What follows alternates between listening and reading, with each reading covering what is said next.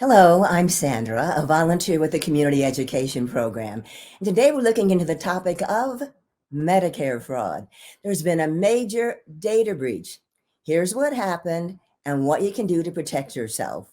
Last May, a vulnerability was discovered in a file transfer app that the contractor Maximus uses. Across its customers, Maximus believes that 8 to 11 million people's social security numbers and protected health information were exposed. This cyber hack is just one of nearly 1,600 data breaches reported to the Identity Theft Resources Center just this year, and it looks to outpace record hacks reported in 2021.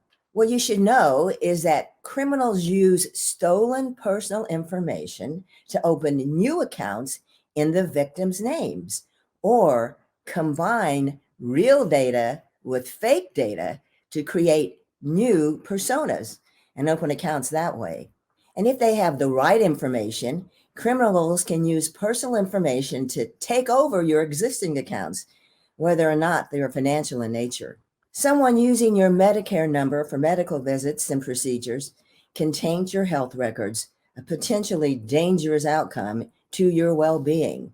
So, what you should do, you should have received a letter from Medicare or from the contractor Maximus Federal Services if the breach may have affected you. The contractor is offering 2 years of free credit monitoring from Experian, so take advantage of it. Monitor your benefits notices for suspicious activity. Contact your provider if you see unexpected charges. And if you suspect fraud, contact your local senior Medicare patrol or 1 800 Medicare. Medicare says you can continue to use your current Medicare card unless you hear differently from them. But do put a credit freeze or a fraud alert on your credit reports through TransUnion, Equifax, and Experian. A credit freeze, though, is safer, but it is a little bit more work. Check your credit reports for suspicious activity. It's easier now since the pandemic. Visit annualcreditreport.com to order your free online credit reports from each of those three credit reporting agencies. And remember to set up online access to your financial accounts. This way you can monitor transactions and quickly see fraudulent activity rather than waiting for a monthly or quarterly statement. Be sure to use strong and unique passwords for all online accounts.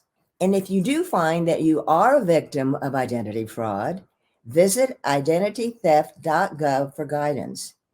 And for additional support, contact the AARP Fraud Watch helpline at 1 877 908 3360. And there's always the AARP Fraud Watch Network at www.aarp.org/Fraud Watch Network. And that's today's edition of Scam Jams. Thank you for joining us. Hope to see you next time. Keep your guard up.